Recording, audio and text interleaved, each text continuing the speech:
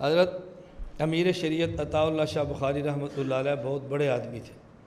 حضرت ادیب بھی تھے، خطیب بھی تھے، پیر بھی تھے، شاعر بھی تھے، اور ظریف الطبع بھی تھے، اور منجے ہوئے حضرت گفتگو کرنے والے مناظر تھے۔ ایک ہمارے مناظر ہے نا، وہ نہیں، رسمی مناظر نہیں تھے، گفتگو بڑی پیاری فرماتے تھے۔ حضرت ظریف الطبع بھی بہت تھے۔ حضرت سے ایک آدمی نے پوچھا، حضرت یہ فرمائیں کہ جنت میں ہر چیز ملے گی؟ تو ایک ذمہ دار نے پوچھا، حضرت کیا جنت میں حقہ بھی ملے گا؟ حضرت فرمانے لگے بالکل ملے گا، لیکن آگ رکھنے کے لیے آپ کو جہنم میں جانا پڑے گا، کیونکہ جنت میں آگ نہیں ہوتی۔ حضرت اس طرح ظریف آدمی تھے۔ ایک آدمی نے پوچھا امیر شریعت عطا اللہ شاہ بخاری رحمۃ اللہ علیہ سے کہ حضرت یہ فرمائیں کہ مرغ کا مذہب کیا ہے؟ حضرت نے فرمایا جب یہ ٹوکرے کے اندر بند ہو تو سنی ہوتا ہے، اور جب ٹوکرا اٹھا دو تو پھر شیعہ ہوتا ہے۔ سمجھ گئے؟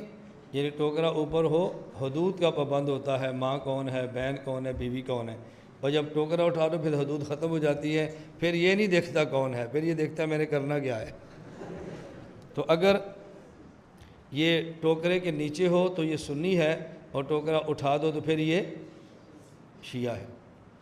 حضرت رحمۃ اللہ علیہ میاں والی ایک بار تشریف لائے اور مسجد سے باہر نکلے تو ایک بوڑھی عورت ملی۔ اب بوڑھی عورت ظاہر ہے جیسے دیہاتوں میں عورتیں آتی ہیں دم شم کراتی ہیں، اس عورت کو تھوڑا سا کبڑا پن تھا نا، کمر میں بوڑھی تھی، تو اس نے کہا شاہ جی میری ترکل پیڑ دم تے کرو، ترکل آتا نا کمر کو، انہوں نے کہا شاہ جی میری کمر میں درد ہے، کچھ دم تو کرے۔ تو شاہ جی فرمان لگے اس ترکل کو کم تھوڑا کی دئی، ہوں درد تو تھی نہیں ہے نا۔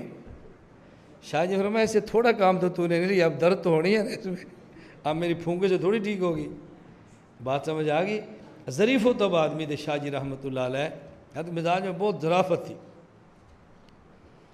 حضرت شاہ جی رحمۃ اللہ علیہ کو ایک مرتبہ ایک شیعہ نے کہا شاہ جی، بڑا عجیب جملہ ہے، خرگوش شیعہ نہیں کھاتے، وہ کہتے ہیں کہ چونکہ مؤنث بھی ہے مذکر بھی ہے نہیں کھاتے، اس کو حیض آتا ہے، ان کا اپنا مذہب ہے۔ معروف ہے کہ خرگوش کو کتا نہیں کھاتا، حالانکہ بات ٹھیک نہیں ہے۔ اصل مسئلہ کیا ہے، جب شکاری کتا شکار کرتا ہے تو خرگوش کو اگر کھائے گا تو اس کا شکار حرام ہو جائے گا، اور جب نہیں کھائے گا اپنے مالک کے لیے شکار پکڑے گا تو حرام ہو جائے گا۔ یہ معنی ہے کہ خرگوش کو کتا نہیں کھاتا۔ یہ جو مشہور ہے کہ خرگوش کو کتا نہیں کھاتا، اس کا معنی سمجھ گئے؟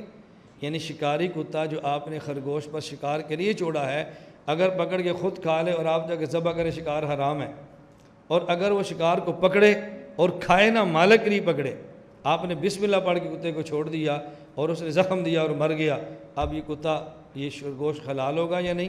اگر اس نے اپنے لیے اس کو زخم دیا پھر تو حرام ہے، اور آپ دوڑ گئے اور خرگوش آپ کے لیے حلال ہے۔ تو یہ معنی ہے اس کا کہ کتا خرگوش کو نہیں کھاتا۔ تو حضرت شاہ جی رحمۃ اللہ علیہ فرمانے لگے چونکہ معروف ہے ابھی شیعہ ان کا تو مذہب ہی نہیں کھاتا، اور کتے کے بارے میں معروف ہے نہیں کھاتا۔ تو شاہ جی رحمۃ اللہ بیٹھے تھے تو شیعہ بھی تھا، تو اس نے کہا شاہ جی جسے تم خرگوش کھاتے ہو نا، اس کو تو ہمارے یہاں کتا بھی نہیں کھاتا۔ کس نے کہا؟ شیعہ نے، کہ تم خرگوش کھاتے ہو، تمہارے مذہب میں خرگوش حلال ہے، اور خرگوش کو تو ہمارے ہاں کتا بھی نہیں کھاتا۔ شاہ جی کہتے ہیں ہم بھی یہ بات کہتے ہیں اس کو کتے بھی نہیں کھاتے۔ سمجھ آ گئی؟ ہم بھی کہتے ہیں اس کو کتے نہیں کھاتے، اس کو انسان ہی کھاتے ہیں، ہم بھی یہی بات کہتے ہیں جو آپ کہتے ہیں۔ آپ دیکھو کتنا پیارا جواب ہے شاہ جی رحمۃ اللہ علیہ، بہت ظریف و طبع آدمی تھے۔ تو حضرت شاہ جی رحمۃ اللہ علیہ کو مرزائی نے کہا کہ ہمارے مرزے کا نام نبی کا قرآن میں ہے۔ شاہ جی نے فرمایا کہاں؟ اس نے کہا مبشرا برسول یاتی من بعد اسمہ احمد، احمد ہمارے نبی کا نام قرآن میں ہے۔ شاہ جی نے فرمایا تمہارے نبی کا نام تو احمد نہیں غلام احمد ہے۔ اس نے کہا شاہ جی اصل تو احمد ہی ہے، غلام تو ویسے ہی ہے، بس غلام کاٹ دے تو احمد ہے۔